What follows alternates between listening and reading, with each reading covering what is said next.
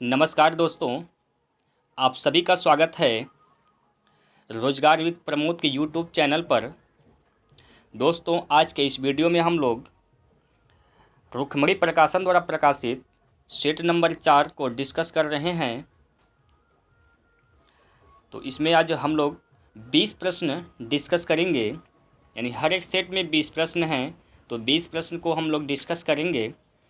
तो आज का पहला प्रश्न आपके सामने आ रहा है।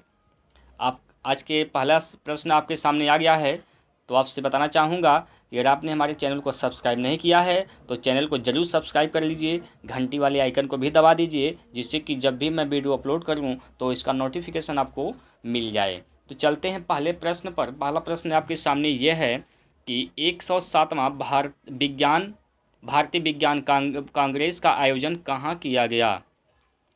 तो मेरे प्यारे दोस्तों, पहले हम ये समझ लेते हैं कि भारतीय विज्ञान कांग्रेस यानी भारतीय विज्ञान कांग्रेस का स्थापना कब हुआ था। तो भारतीय विज्ञान कांग्रेस की स्थापना हुआ था 1914 में।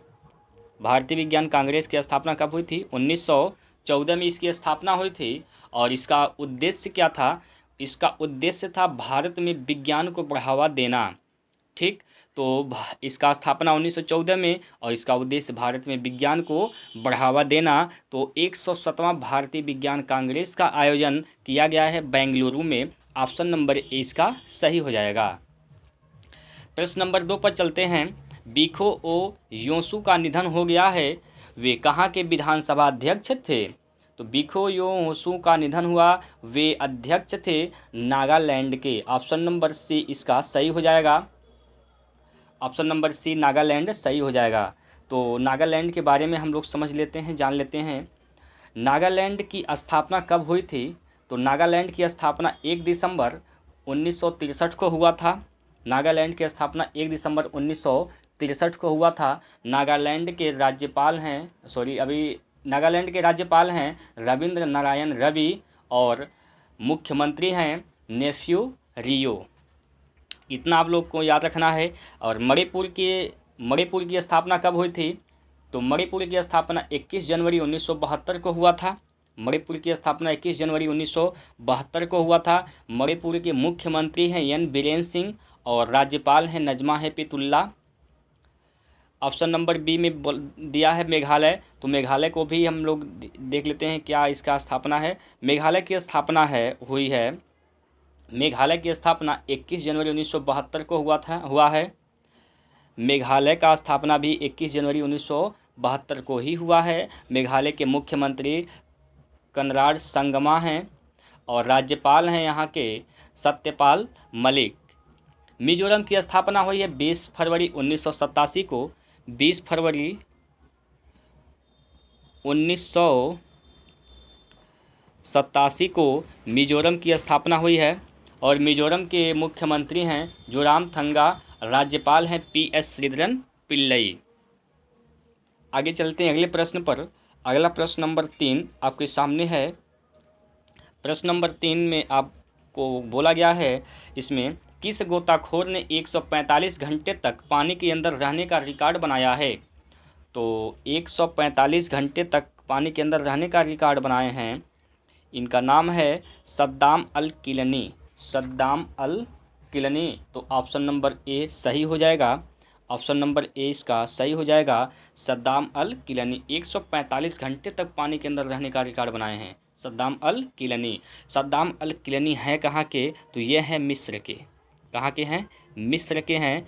तो मिस्र के सद्दाम अल किलनी है, तो इसका आंसर हो जाएगा ऑप्शन नंबर बी। प्रश्न नंबर 3 पर चलते हैं, 4 पर चलते हैं। प्रश्न नंबर 4 आपके सामने यह है। प्रश्न नंबर 4 में बोला गया है अंतर्राष्ट्रीय बाल शांति पुरस्कार 2020 किसे प्रदान किया गया। तो अंतर्राष्ट्रीय बाल शांति पुरस्कार का आयोजन किया गया था 13 नवंबर 2020 को नीदरलैंड में।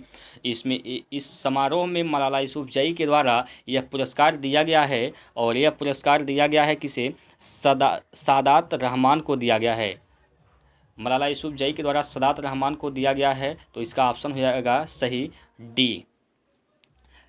मलाला यूसुफजई की बात करें तो मलाला यूसुफजई नोबेल पुरस्कार प्राप्त करने वाली सबसे कम उम्र की महिला हैं। जो कि पाकिस्तान की हैं।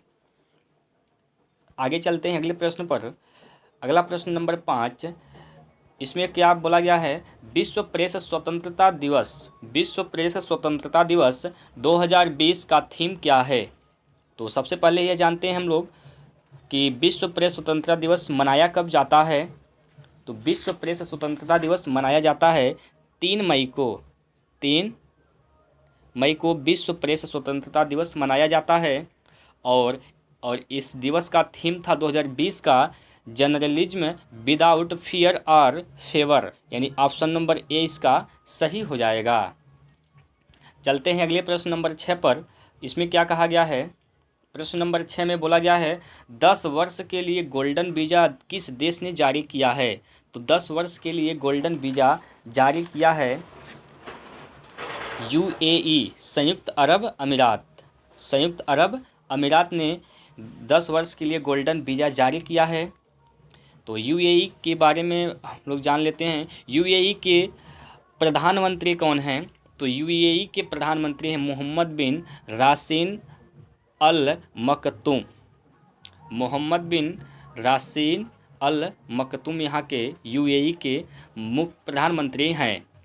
अगले प्रश्न पर चलते हैं। अगला प्रश्न नंबर 7।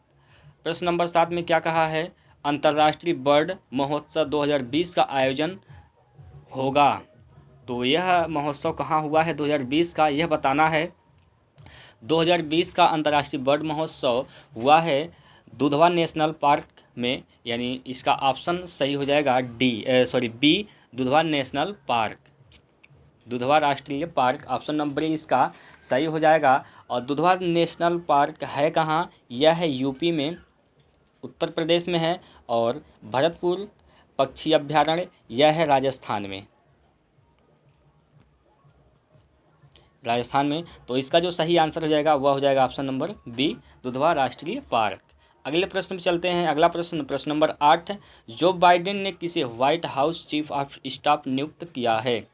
तो जो बाइडेन ने white house chief of staff किसे नियुक्त किया गया है। तो यह नियुक्त किए हैं काश पटेल, यानी ऑप्शन नंबर सी, काश पटेल को white house chief of staff नियुक्त किए हैं जो बाइडेन ने। तो जो बाइडेन की बात करें तो जो बाइडेन अमेरिका के राष्ट्रपति बने हैं, जो कि 46वें नंबर के राष्ट्रपति हैं। और अमेरिका के उपराष्ट्रपति हैं कमला हैरिस। इतना भी आपको याद रखना है। अगले प्रश्न पर चलते हैं। प्रश्न नंबर 9, हुरून इंडिया द्वारा जारी रिपोर्ट के आधार पर 2019-20 में भारत का सबसे बड़ा दानवीर कौन है। तो भारत का सबसे बड़ा दानवीर हैं अजीम प्रेम जी, इसका सही उत्तर हो जाएगा।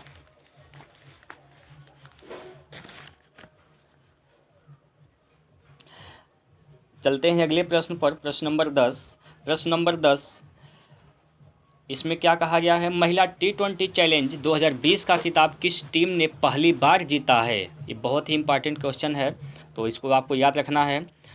महिला T20 चैलेंज खिताब 2020 का पहली बार जीता है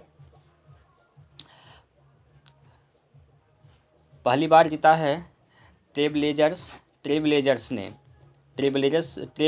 ने सबसे पहली बार यह खिताब जीता है। तो इसका सही उत्तर हो जाएगा ऑप्शन नंबर सी, ट्रेलब्लेजर्स।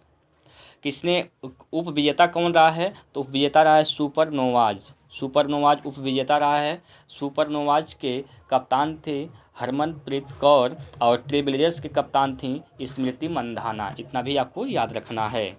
तो इसका विजेता टीम है ट्रेलब्लेजर्स, उपविजेता टीम है सुपरनोवाज। आगे चलते हैं अगले प्रश्न पर। प्रश्न नंबर 11, 17वां भारत आसियान शिखर बैठक नवंबर 2020 कहाँ संपन्न हुआ।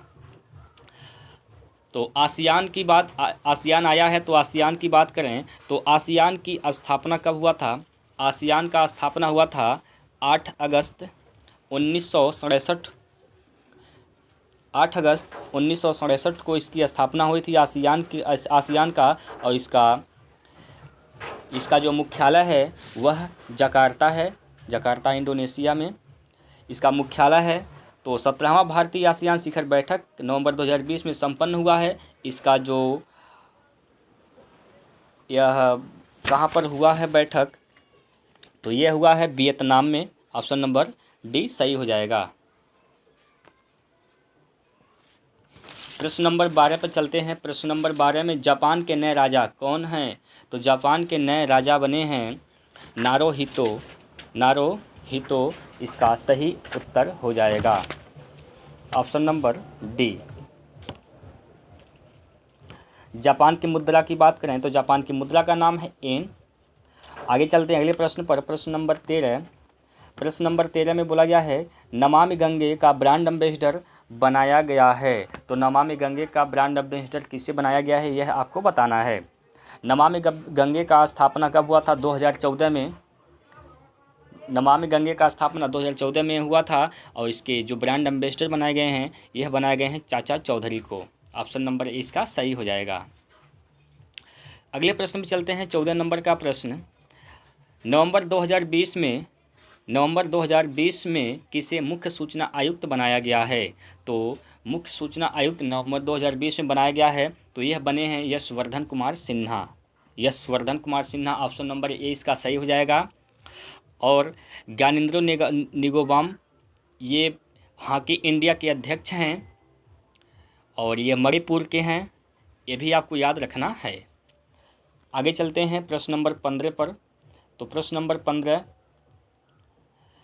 पोएट लॉरेट सम्मान 2020 किसे दिया गया है? पोएट लॉरेट सम्मान 2020 किसे प्राप्त हुआ यह बताना है। तो पोएट लॉरेट सम्मान 2020 प्राप्त हुआ है जावेद अख्तर को। तो ऑप्शन नंबर बी इसका सही हो जाएगा, जावेद अख्तर। यह पुरस्कार बिरला फाउंडेशन द्वारा दिया जाने वाला साहित्य पुरस्कार है जो कि प्राप्त हुआ है जावेद अख्तर को। तो इसका option number B Javed Akhtar सही हो जाएगा। प्रश्न नंबर 16 पर चलते हैं। 16 नंबर प्रश्न में बोला गया है कौन सा टेनिस खिलाड़ी 1000 ATP टूर मैच खेलने वाला विश्व का चौथा खिलाड़ी बना है? तो विश्व का चौथा खिलाड़ी बना है यह है Rafael Nadal. Rafael Nadal 1000 ATP tour match खेलने वाला विश्व का चौथा खिलाड़ी बन गया है। तो इसका ऑप्शन हो जाएगा सही सी, राफेल नडाल। अगला प्रश्न, प्रश्न नंबर 17। प्रश्न नंबर 17 अलसेन ओटारा किस देश के लगातार तीसरी बार राष्ट्रपति चुना गया है?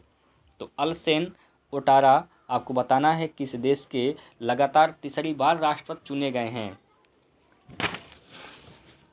यह हो जाएगा यह है आइवरी कोस्ट के लगातार तीसरी बार राष्ट्रपति चुने गए हैं। तो आइवरी कोस्ट इसका सही उत्तर हो जाएगा, ऑप्शन नंबर डी।